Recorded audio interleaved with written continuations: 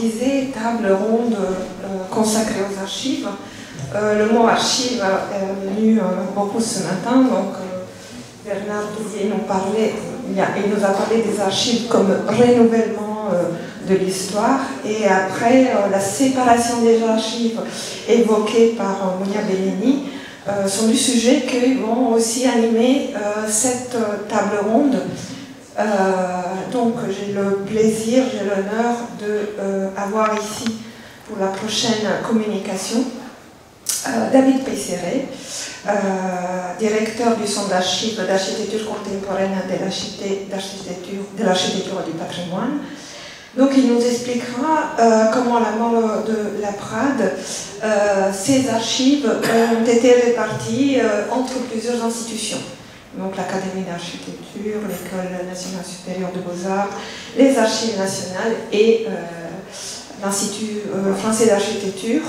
Il reviendra aussi sur la recomposition progressive que ces archives qui se font au fil des années vont voir, et aussi jusqu'aux apports récents de 2020. Et il nous montrera aussi combien ces archives permettent d'ouvrir de nouvelles pistes de recherche, notamment sur les familles Laprade, Barré et Sergent. Par la suite, je vous la présente déjà, nous aurons le plaisir d'entendre Mégali Lacousse, responsable au département des archives privées des archives nationales, qui évoquera les archives Laprade conservées aux archives nationales. Donc un fonds exceptionnel de 400 et plus articles qui couvrent l'ensemble de la carrière de l'architecte et donc qui montre presque l'entièreté de sa production, et reviendra également sur des ensembles inédits comme le rouleau de dessin de René Sergent récemment classé, et encore les documents concernant la Turquie et le Maroc. Et enfin, et ça c'est le plus important je pense pour nous tous, il reviendra aussi sur tout le travail qui est engagé dans les derniers temps pour rendre ces archives directement accessibles au public en ligne, et ça c'est vraiment une partie qui est remarquable pour nous tous et pour les chercheurs. Donc je donne la parole à David Peisseret, que je remercie.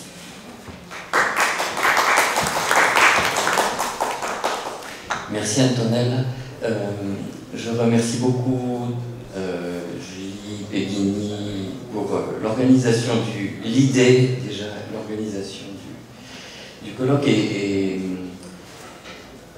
on va essayer d'être rapide dans cette dernière partie de matinée pour évoquer, après toutes les évocations très prenantes de l'homme et des réalisations marocaines, un aspect plus technique de son legs, mais qui est aussi très important, qui sont les archives. Les archives d'Albert, alors je ne sais pas trop où on est le PowerPoint, personnellement j'avais juste quelques repères pour que ce soit un peu plus facile de suivre mon intervention. Il y a très peu de choses, et en particulier pas d'images. J'ai fait confiance à tous les précédents, oui ça c'est bien, j'ai fait confiance à tous les intervenants précédents pour montrer des images, on en a vu beaucoup. Les archives d'Albert Lacrade constituent un ensemble au contour difficile à cerner et relativement mouvant pour les archives d'un architecte. En une quarantaine d'années, elles ont beaucoup circulé entre des institutions de conservation diverses. Ces mouvements se sont faits sur une période plutôt longue, puisque les premiers éléments ont été donnés en 1980. Je vais revenir sur ce que ça implique, ce que ça veut dire des archives données en 1980. Et les derniers, à ma connaissance, en 2020, avec des transferts qui sont intervenus dans l'intervalle d'un lieu à l'autre. Je vais essayer de décrire ces mouvements et de façon très extérieure, sans entrer dans ce que les archives représentent véritablement, essayer de décrire les différents sous-ensembles de ces archives. Il faut d'abord dire que, comme celles de Paul Tournon et d'Henri Prost, elles font partie des quelques fonds d'architectes qui ont été donnés à un centre d'archives public ou à une collection d'archives privées avant la création du premier centre d'archives spécialisé en architecture, celui de l'Institut français d'architecture, enfin avant la création du premier centre français, celui de l'Institut français d'architecture, donc de l'IFA. Une partie de ces archives a d'ailleurs constitué le tout premier fonds reçu par l'Institut français d'architecture, et pendant une quinzaine d'années, cette partie a porté le numéro de série 1 IFA. Cette temporalité s'explique par le moment où Albert Laprade est mort, en 1978, si peu de temps avant la création de l'IFA en 1980, et juste à une époque très particulière où, depuis 2 ou 3 ans, dans les cercles spécialisés, la prise en charge des archives des architectes s'imposait tout à coup comme un devoir de l'État. Entre 1975 et 80, il y a vraiment eu un mouvement pour dire l'État doit prendre en charge et conserver les archives des architectes, chose qui ne se faisait pas à ce niveau-là avant. Mais ce don précurseur s'explique aussi peut-être par la conscience que Laprade avait lui-même, c'est pure hypothèse de ma part, de faire partie des architectes qui avaient marqué son siècle. J'ignore s'il avait lui-même envisagé la dévolution de ses archives. On peut enfin se demander si cet intérêt précoce que Tournon, Prost, Laprade semblent avoir porté à la conservation de leurs archives ne se rattacherait pas d'une façon ou d'une autre à un sens de la transmission, de la permanence qu'ils auraient acquis pendant leurs années marocaines au service du protectorat. Quoi qu'il en soit, bon, visiblement les images circulent sans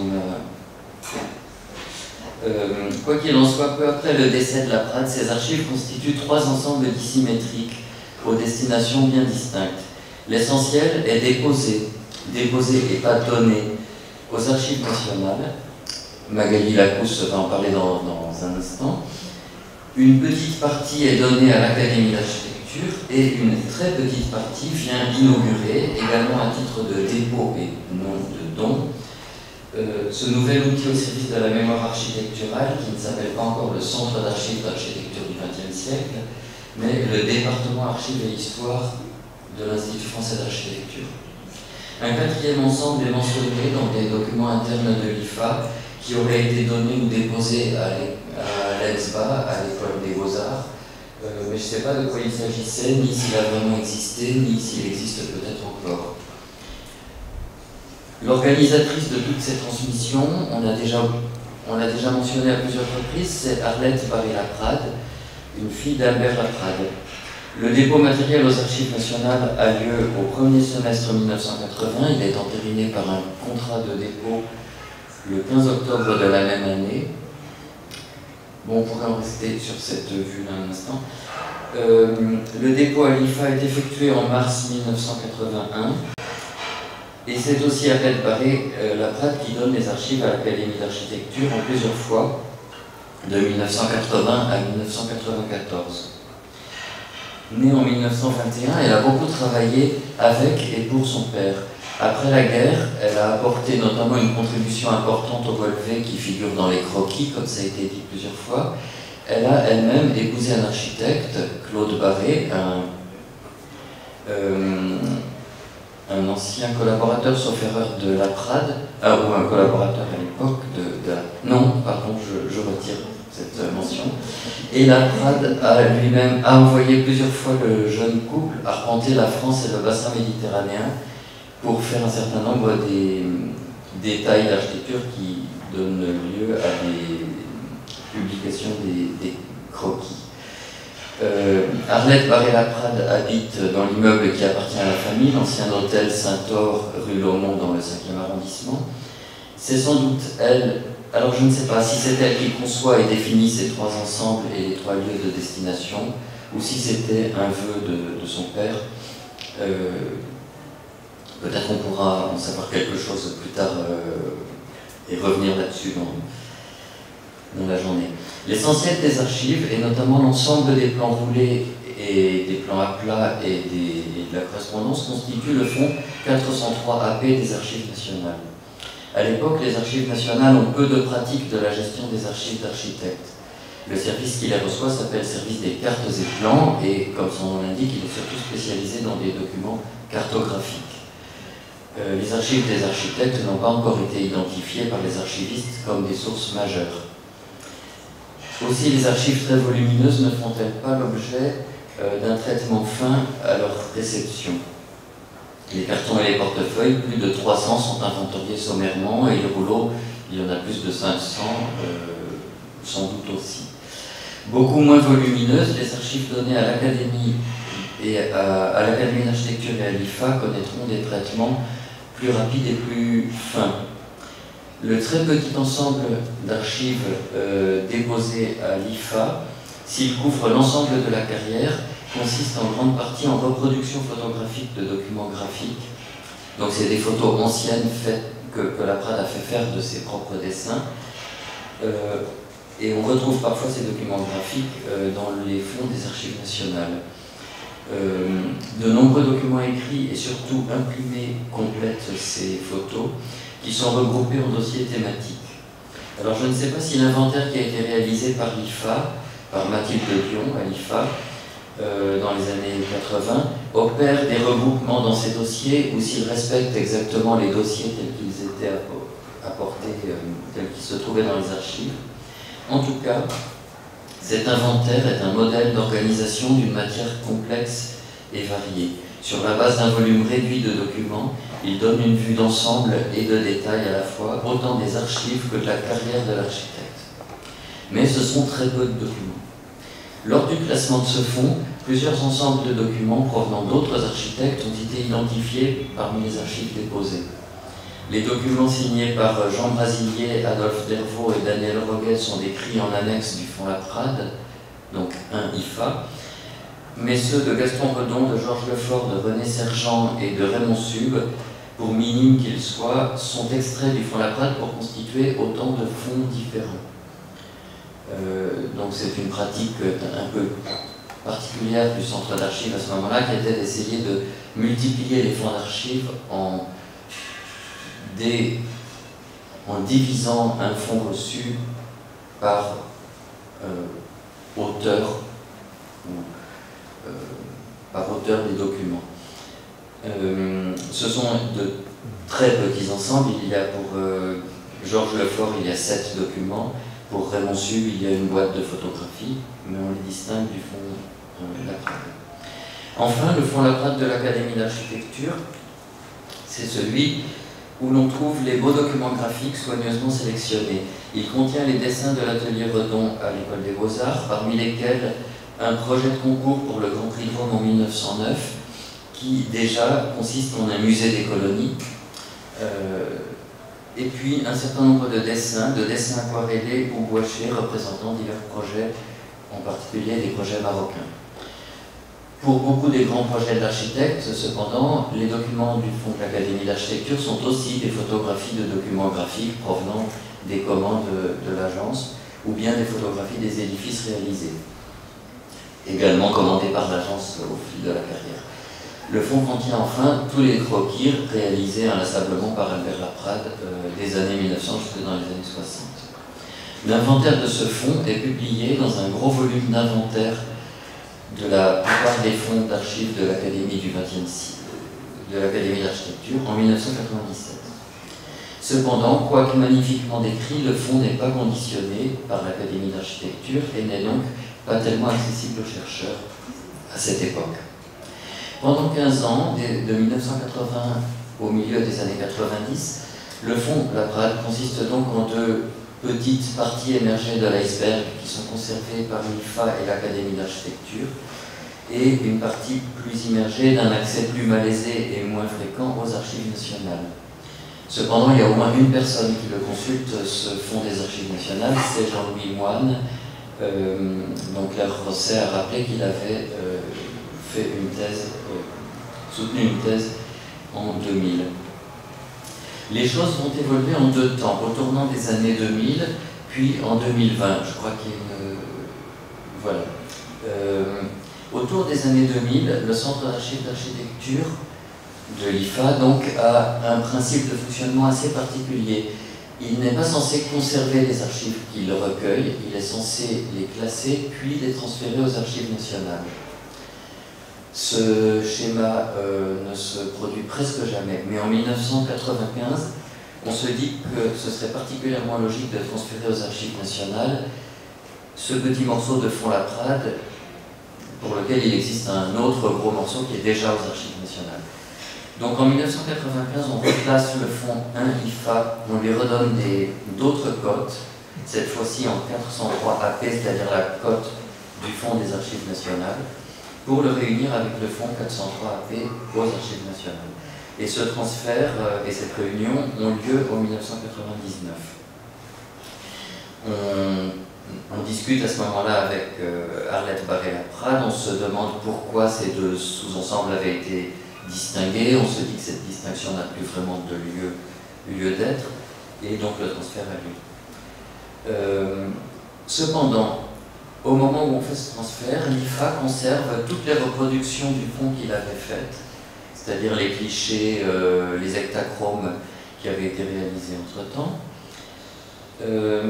et conserve aussi les 4 petits fonds qui avaient été constitués en détachant des morceaux du fonds Laprade, donc les fonds Redon, Le Fort, Sergent et Raymond Sub. Très peu de temps après, un second transfert a lieu. En effet, à la même époque, l'Académie d'architecture dépose au centre d'archives de l'IFA la totalité de ses archives dites du XXe siècle, c'est-à-dire la totalité des archives qu'elle avait collectées auprès de ses membres, sauf quelques fonds qui étaient un peu plus anciens, qu'elle appelait du XIXe siècle, qu'elle a conservés. Donc c'est une centaine de fonds ou d'ensembles d'archives ou d'ensembles de dessins. Leur format est très variable. Souvent c'est des petits ensembles. Une centaine disons, de fonds d'archives de tout le XXe siècle. Parmi ces fonds figurait bien entendu le fonds Laprade. Donc l'IFA qui venait à regret de voir partir ce fonds qui s'appelait un IFA reçoit un nouveau fonds, Laprade, qui reçoit un numéro de sous-série qui est 317 AA. Ça peut être sur la diapo suivante. Voilà. Ce fonds est très vite reconditionné au centre d'archives de l'IFA et depuis il est régulièrement communiqué, consulté, prêté et reproduit ces documents. En 2005-2007, au moment de la préparation et de l'édition du livre dont Marcos a beaucoup parlé, de nouvelles donations ont lieu aux Archives nationales, que Magali mentionnera et dont moi j'ai aucune connaissance particulière. Le dernier temps de ces circulations d'archives se déroule en 2020. Arlette Barré-Laprade décède presque centenaire, je crois, au tout début de l'année 2020, et ses enfants contactent immédiatement le centre d'archives de l'IFA, entre-temps devenu centre d'archives de la Cité de l'Architecture et du Patrimoine, pour proposer toutes les archives architecturales et familiales qui se trouvent encore dans l'appartement. Un contact a lieu dans les tout derniers jours où on pouvait encore avoir des contacts avant le confinement. Je suis allé la semaine précédente rencontrer Vincent et Mariette, je crois, dans l'immeuble de la rue Lomont. Et on a pris ces archives dès que le confinement a été terminé et qu'on a pu circuler de nouveau au printemps 2020. Par commodité, sinon par cohérence, elles ont été jointes au fond de l'Académie d'architecture, le seul qui se trouvait au centre d'archives d'architecture à cette date. Parallèlement, la famille a dispersé en vente publique un certain nombre, enfin a vendu en vente publique un certain nombre d'autographes qui se trouvaient probablement aussi dans l'appartement. Et 3 ou 4 de ces autographes qui n'avaient pas trouvé acheteur sont finalement venus rejoindre les archives données en 2020. Les archives issues de ce fonds de 2020, donc c'est la dernière chose que je vais présenter, ne sont pas abondantes. 5 à 6 mètres linéaires de dossiers, mais elles sont très riches.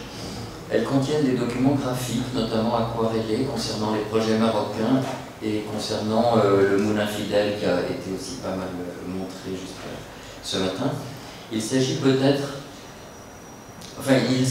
de documents, ces documents avaient déjà été photographiés par l'Institut français d'architecture et figuraient dans l'inventaire du fonds 1 IFA avec l'intitulé « Documents restés chez Madame Laprade ». Et donc là, on a récupéré les documents originaux. On y trouve aussi de nombreux dossiers concernant un grand nombre d'ancêtres d'Albert Laprade, y compris des actes notariés qui remontent au XVIIIe XIXe siècle, les actes de mariage notamment, de la correspondance familiale, des albums de photos de famille, notamment des photos prises au château du Gué à Trêmes, dans le nord de la Seine-et-Marne, que la famille Laprade avait hérité de René Sergent. On y trouve enfin, et j'aimerais qu'on passe la dernière diapo, il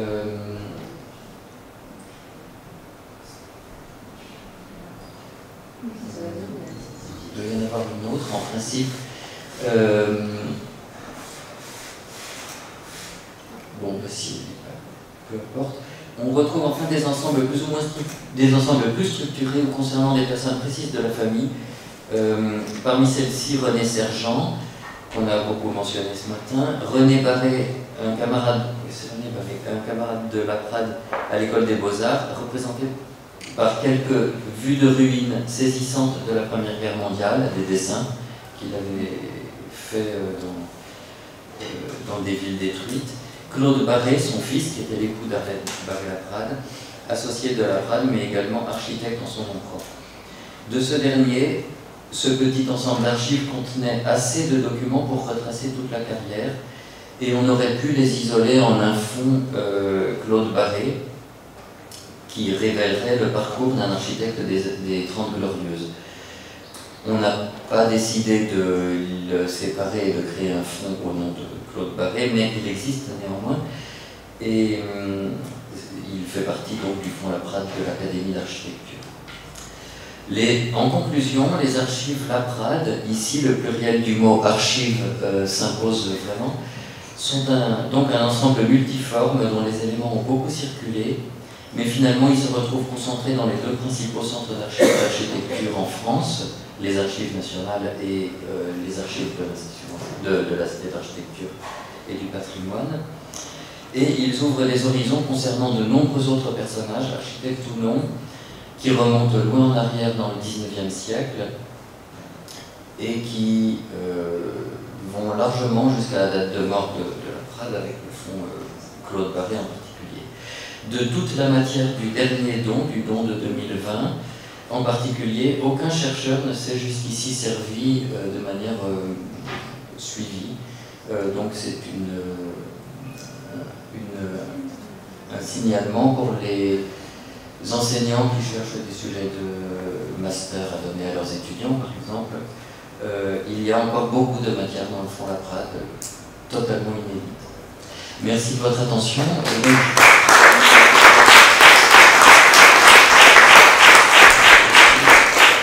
Merci beaucoup, Dany, pour cette intervention très riche, très intéressante.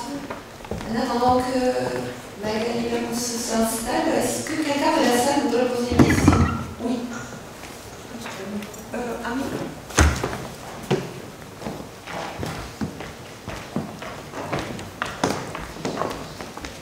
Merci. Vous n'avez pas évoqué le fonds qui a été donné, il me semble, en 2020 aussi, à la MAPA, qui sont en train de numériser et qui est diffusé au fur et à mesure des numérisations, qui sont très riches. Alors je ne suis pas allée vérifier récemment ce qu'ils avaient mis en ligne, mais notamment il y a de très beaux dessins de l'exposition coloniale, parce qu'en plus du musée du Palais de la Porte Dorée, Albert Laprade a aussi été l'architecte du Maroc. Et donc il y a de très belles vues d'architecte, c'est le cas de dire, du pavillon du Maroc. Et manifestement, la MAPA a un fonds très riche. Peut-être Vincent, tu pourrais nous dire ce qu'il y a dans ce fonds. Non, tu ne sais pas. Bon, voilà, donc c'est en cours de numérisation et de diffusion pour. Et manifestement, il y a un fonds aussi qui semble très riche. Donc voilà. Alors merci. Oui, pardon. Oui. Complètement oublié ce dernier. Je ne sais pas si dernier, mais probablement sous-ensemble des archives.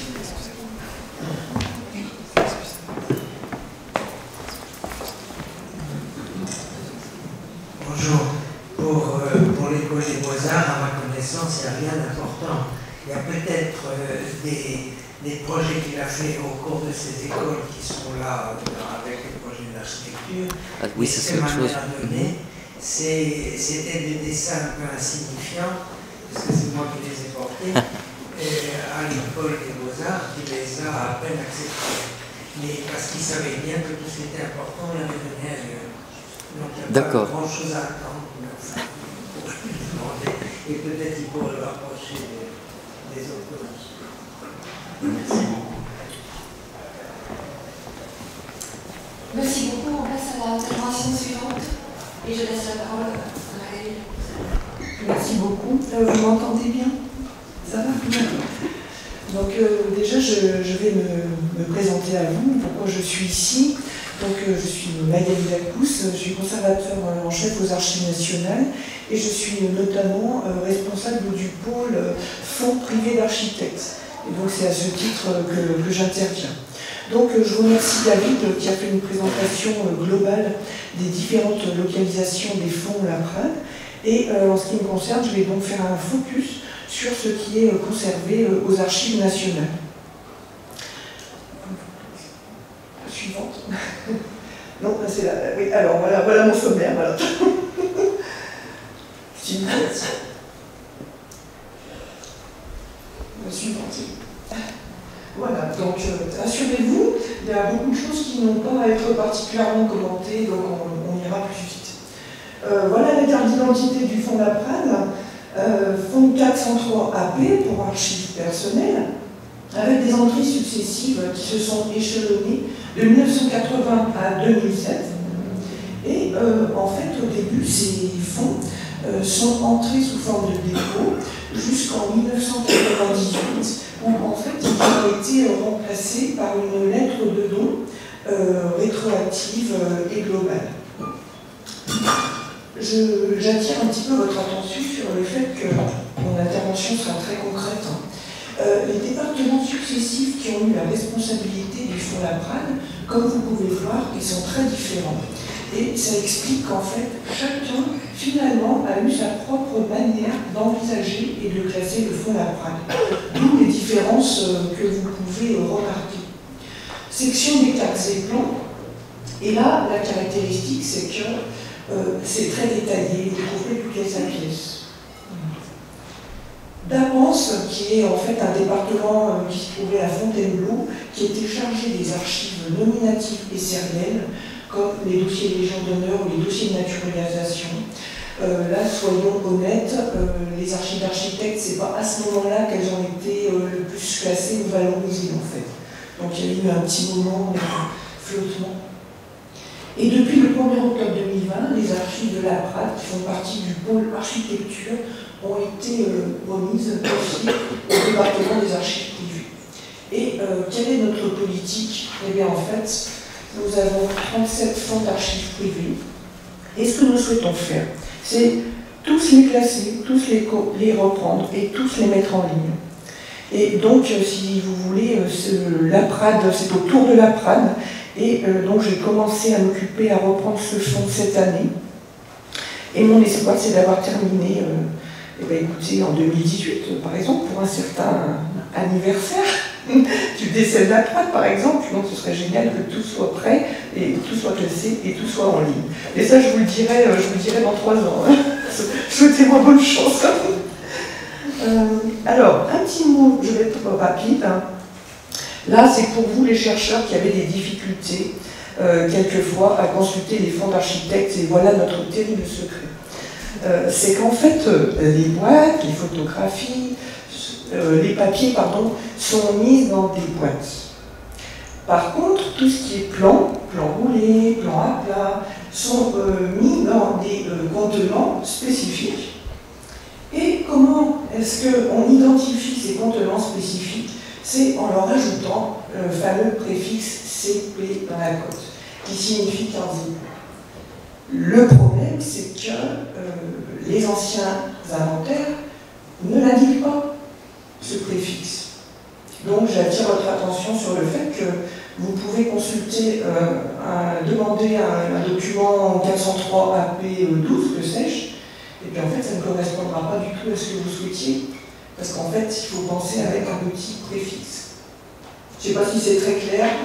En tout cas, c'est compliqué pour nous, donc je pense que pour vous, chercheurs, ça ne doit pas être simple et vous avez le droit d'être mécontents. On va passer maintenant à la présentation, si je puis dire, par lot. La caractéristique des fonds Laprade, c'est qu'ils ont été traités par lots successifs, souvent en faisant la différence, comme je l'ai dit à l'instant, entre les documents qui se trouvaient dans des boîtes et les documents qui se trouvaient dans des plans à plat ou des tubes. Voilà. Par exemple, ce que nous voyons là, 403 AP1 à 229, eh bien, ça concerne des boîtes. Voilà. Et quel est le contenu? Eh bien, déjà, vous avez une petite idée. La suivante, s'il vous plaît. Donc voilà, là je vais faire des présentations très rapides. Je vais me permettre de vous dire dès à présent, comme on n'aura pas forcément beaucoup de temps, que si vous avez des questions, si vous voulez recevoir les répertoires, si vous voulez consulter, en fait je suis bien sûr à votre disposition pour vous transmettre les répertoires et vous recevoir avec plaisir à Pierrefitte. Donc voilà les boîtes. Vous noterez qu'on en a plus que 229, parce qu'on a des bis.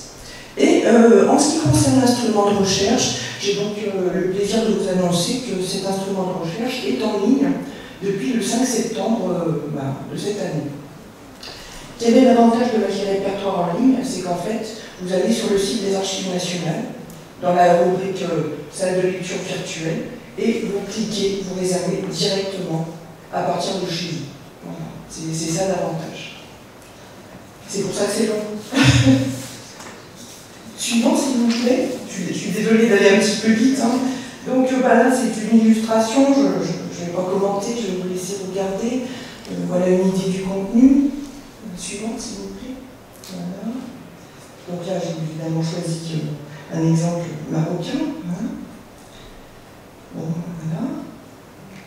Bon, c'est pour vous montrer rapidement la richesse. Donc voilà un petit focus sur les cotes relatives au Maroc dans ce lot. Voilà le détail que j'ai reclassé de 9 bis. Donc en fait, quand on reclasse, on essaie d'être plus détaillé et de vérifier, par exemple, les localisations.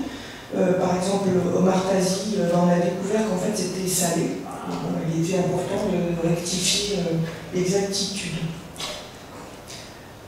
Après les boîtes, eh bien, voici le lot correspondant au plan. Mais attention, on est bien d'accord, ces plans qui sont identifiés par CP sont les compléments de ce qui se trouve dans les boîtes. C'est-à-dire, en fait, on ne peut pas consulter l'un sans consulter l'autre. Donc pareil, le suivant, s'il vous plaît, c'est des illustrations.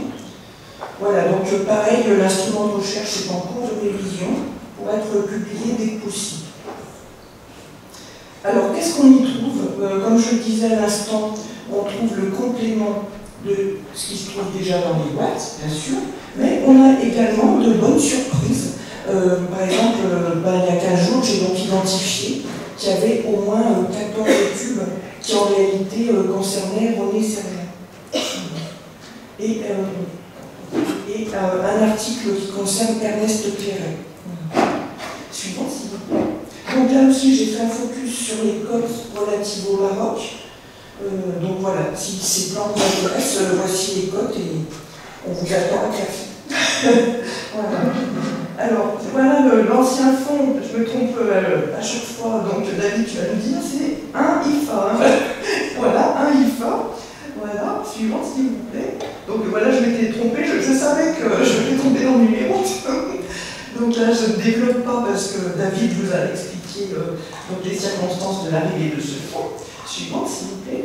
Donc voilà, alors là aussi, hein, vous connaissez à connaître notre façon de raisonner. Dans ce fonds, il y a une partie conservée dans les boîtes, 401 à 424, et puis l'autre partie des plans et hors format, et c'est pour ça que quand vous commanderez ces documents, il faudra bien penser à mettre le préfixe CP. Donc allons-y. Alors là, c'est le Studium. J'étais fascinée par le Studium, ça se voit un petit peu trop oui. Voilà, oui. Allons-y. Et on passe maintenant à un autre lot qui est celui des plans qui ont été classés en fait par lieu. Donc vous avez 53 plans qui concernent Paris. Donc suivant, s'il vous plaît. Voilà ce que l'on peut trouver sur Paris. Donc tout concerne Paris. Par contre, j'ai regardé en préparation d'aujourd'hui ce que l'on trouvait concernant la cité universitaire, et voilà, c'est tout ce que j'ai trouvé par contre. Alors, après Paris, la province, et là je vais aller vite. En fait, il n'y a que les villes de province de A à C qui sont classées. Donc, voilà, on peut y aller, enfin, je vais développer. Et à partir de là, province de D à Z, alors, comment expliquer ça? C'est identifié. Il y a des codes provisoires que vous pourrez venir consulter chez moi, Pierre Fritz. Donc, si vous voulez, c'est pas du vrac, on sait ce qu'il y a, mais pas en détail. Donc voilà, par exemple, pour la province, vous voyez, au moins, il y a les noms de lieux. Et quand on voit, par exemple, Donzère-Mondragon ou un Jouge Initia, on sait que ça concerne des barrages.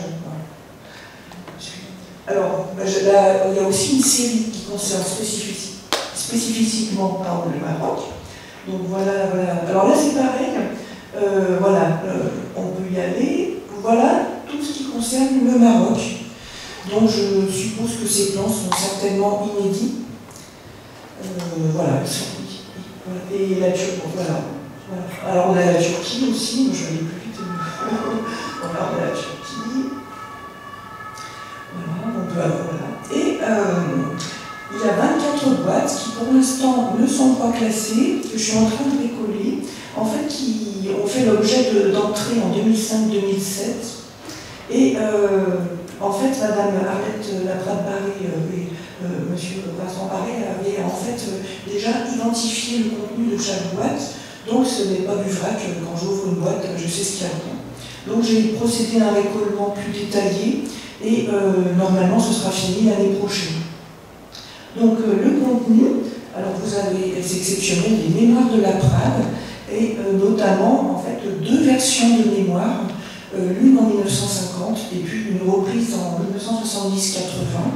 Et ce qui est extraordinaire, c'est qu'en fait, on voit l'évolution. Les 2 mémoires, en fait, les 2 versions n'ont rien à voir. Et c'est très important sur la maturation, les pensées vraiment intimes de Laprade. On a aussi les dessins préparatoires de l'album de croquis, que vous connaissez bien, des dessins de Clairet, et puis quelques photographies. Et donc je termine mon intervention avec l'illustration de ce que je viens de dire. Donc dessin de Clairet. Où nous trouvons. Voilà. Alors il y en a d'autres. Paris, Millau, un salut, Bruxelles. On voit que c'est vraiment un salut, entre parenthèses. Et puis pour finir, voilà, le pavillon des oiseaux. Voilà. Et je vous remercie beaucoup et excusez-moi d'avoir été aussi rapide.